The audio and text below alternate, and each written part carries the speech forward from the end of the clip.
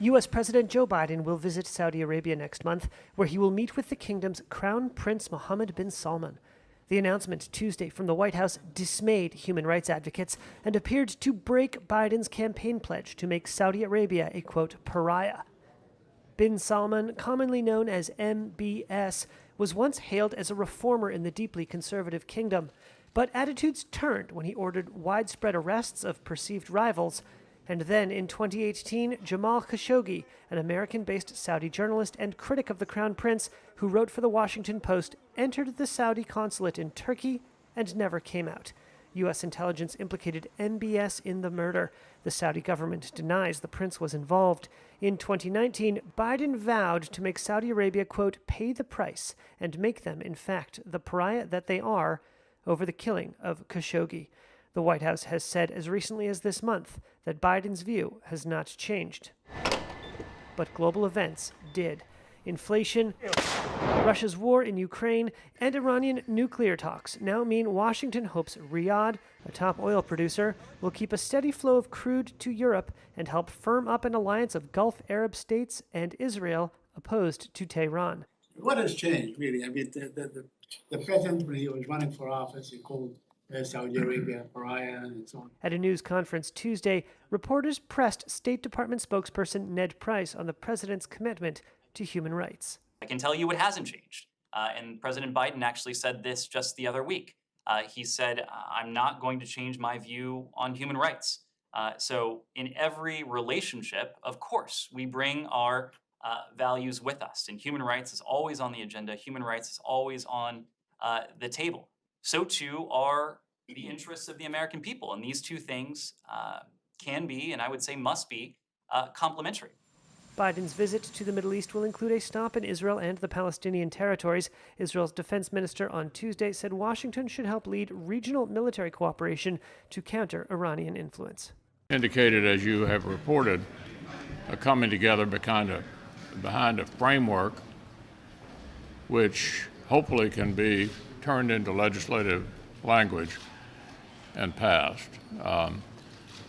For myself, I'm comfortable with the framework, and if the legislation ends up reflecting what the framework indicates, I'll be supportive. I would add that Senator Cornyn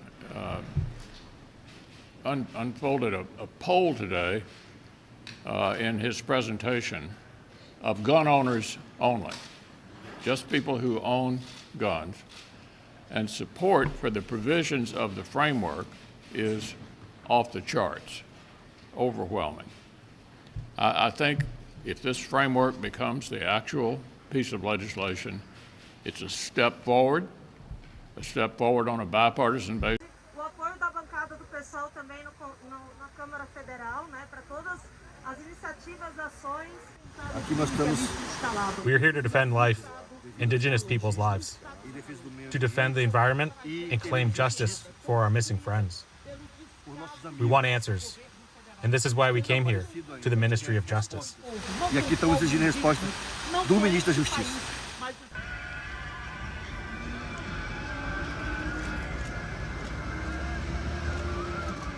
Parar quando descobrir onde estão Dom Philips e Bruno Pereira e quando tivermos atendido as nossas reivindicações.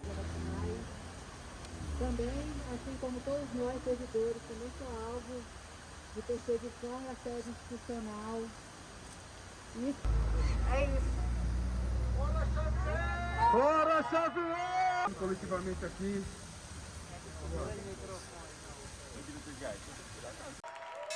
U.S. stocks tried to bounce back Tuesday but ended mostly lower, with the S&P 500 digging deeper into a bear market as investors awaited a key decision from the Federal Reserve on deck for Wednesday and fretted over inflation, higher interest rates, and the looming threat of recession.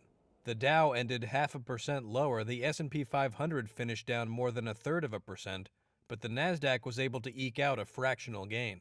Investors are now bracing for a more aggressive 75 basis point rate hike from the Fed after Friday's higher-than-expected inflation report for May And on Tuesday, data showed that another measure of inflation, the Producer Prices Index, while slightly less than expectations on a year-over-year basis for May, was still high. Michael Vogelzang, Chief Investment Officer at Cap Trust, says a 75 basis point interest rate hike is all but certain. The Fed's going to come out tomorrow, and they're likely to raise 75 basis points, 0.75%. That's almost baked in the cake. I think the odds in the market are about 90-95%. So, you know, it was that adjustment from a 50 basis point increase to 75 that the market is digesting the last week, the last 3 or 4 days. So the question now is, what does he say tomorrow? Now it's not so much on what he's going to do in terms of what the Federal Reserve is going to do in terms of raising rates.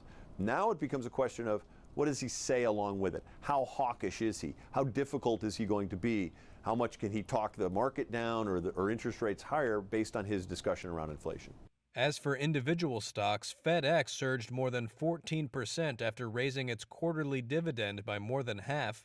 Shares of Oracle gained more than 10% after posting upbeat quarterly results on demand for its cloud computing products. But shares of AT&T fell after the telecom giant's CFO hinted at raising prices for the second time this year to offset inflation.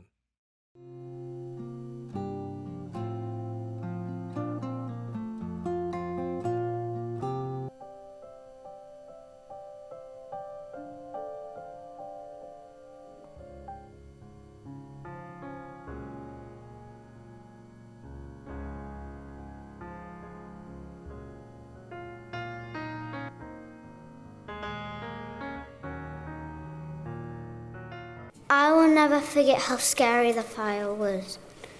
I will never forget how worrying the fire was.